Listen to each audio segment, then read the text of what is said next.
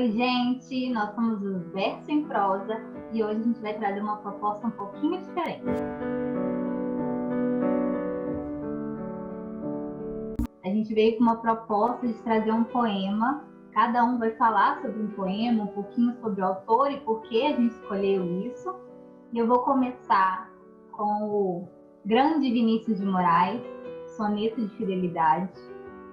De tudo ao meu amor serei atento.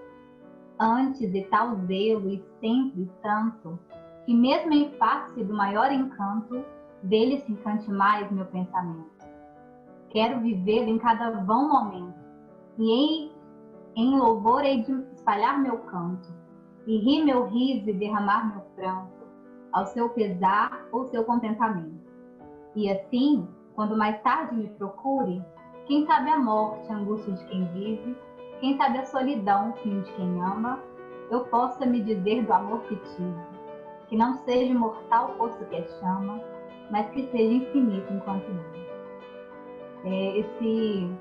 Esse poema me marcou de uma maneira bem interessante, porque é um poema que minha mãe gosta muito, é um soneto que ela sabe de cor, e desde quando eu era mais novinha ela falava para mim. E o Vinícius de Moraes é um grande poeta, jornalista, diplomata, né, conhecido, consagrado na literatura brasileira, que se casou 9 vezes ao longo da sua vida. E é interessante como esse poema traz a fidelidade dele em relação ao próprio sentimento, em relação à intensidade de viver os amores dentro daquele momento com a perspectiva de que seria eterno. E eterno quando? Até quanto durar. Então, eu acho muito interessante essa intensidade e da fidelidade que ele tem através do próprio sentimento. Então, vamos dar continuidade. Agora eu vou trazer um poema de Cora Coralina sobre Mulher da Vida. Mulher da vida, minha irmã, de todos os tempos, de todos os povos, de todas as latitudes.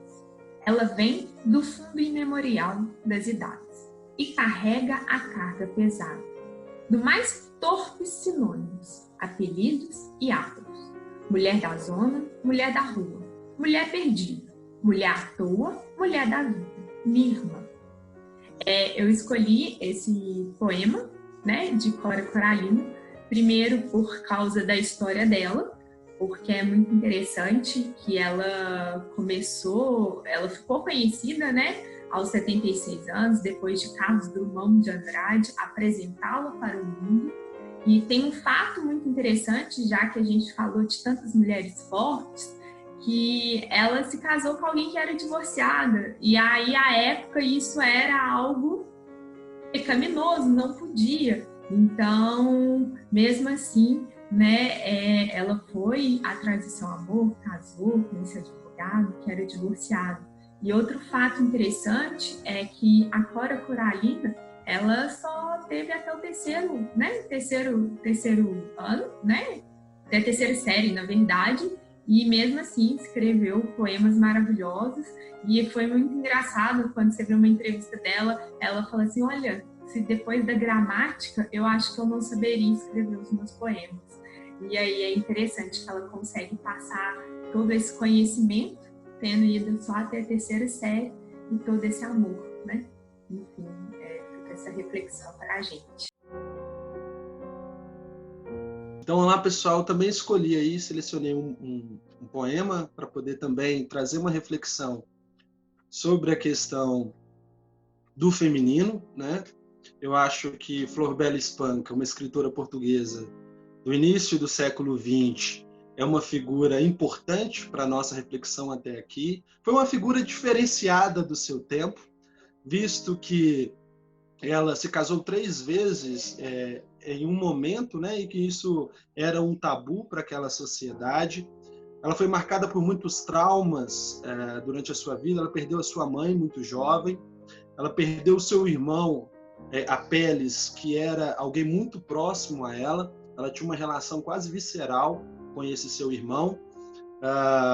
Como eu disse, ela teve muitos amores durante a sua vida, foi casada por 3 vezes, e marcada por muitos abortos, né? E para essa questão para o feminino é muito interessante. Enquanto representante masculino, eu não sei o que é gerar uma criança, né? Homem não menstrua, homem não aborta, né?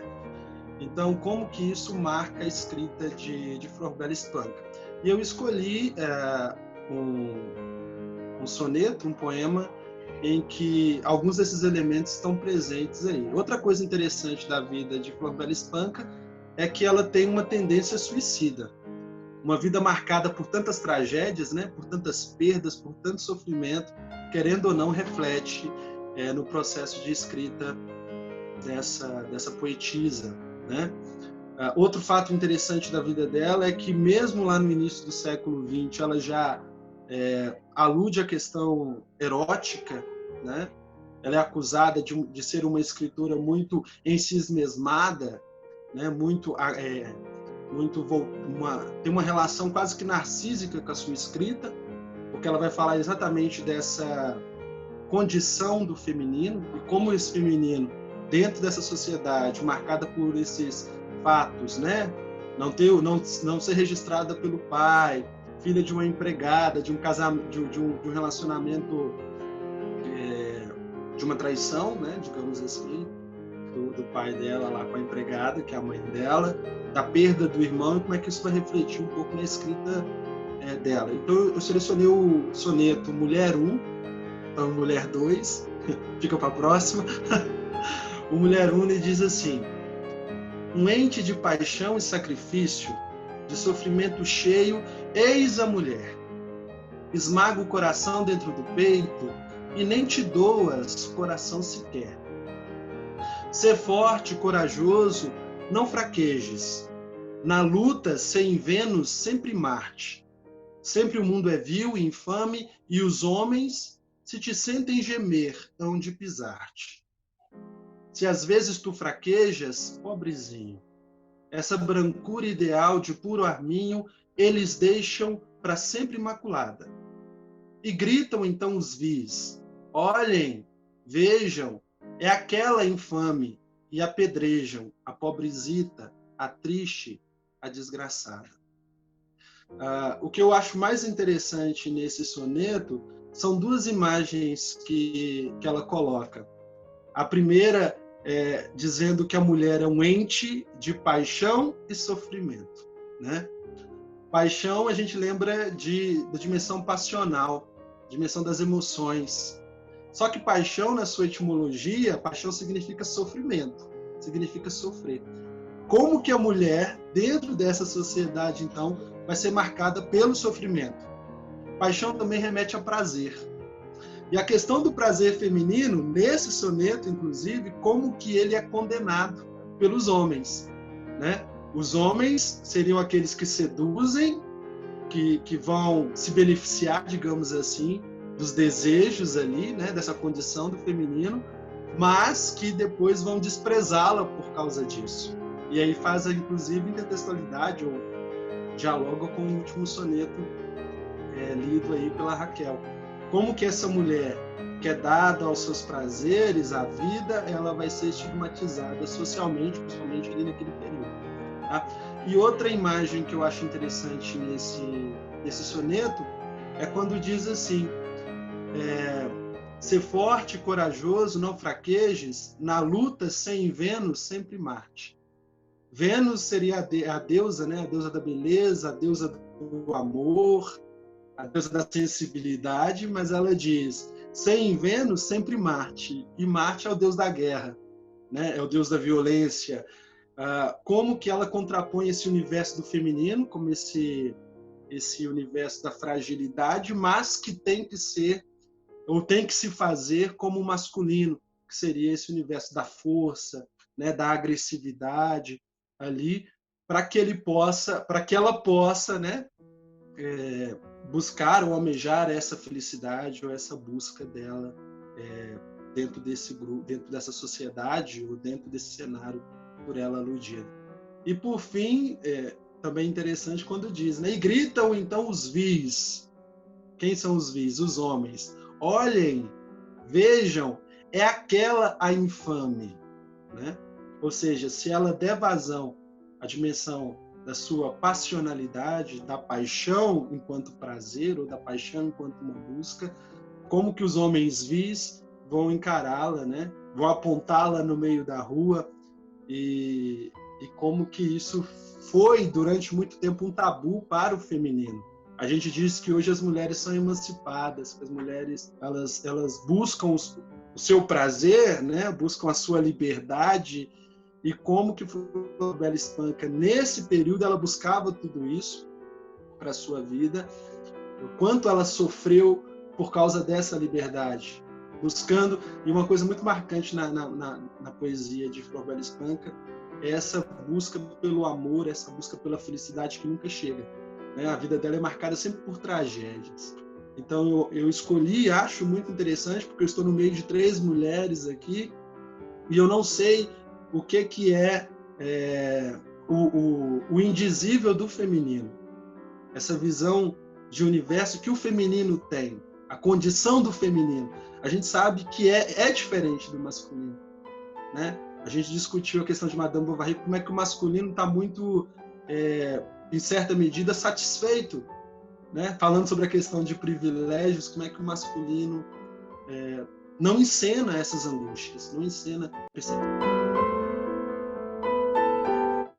Por fim, eu trouxe também a contribuição de uma poetisa brasileira que ela começou a ser um pouquinho mais visitada, conhecida nos últimos anos, especialmente a partir de uma homenagem em 2018 na Flip, Festival Internacional de Literatura de Paraty, uma festa que reúne muitas pessoas e chama muita atenção desse universo dos versos, da prosa, da escrita. Eu estou falando de Hilda Hilst, uma paulista que nasceu em 1930 e morreu em 2004. Ela era uma mulher plural, bastante polêmica. Em relação a essa pluralidade e a polêmica, a sua obra reflete bastante do temperamento da Hilda Hilst, uma vez que, apesar de conhecida e reconhecida como grande poetisa, ela também escreveu em prosa, escreveu peças teatrais e formada em Direito, não é? Em 1952 ela se formou em Direito.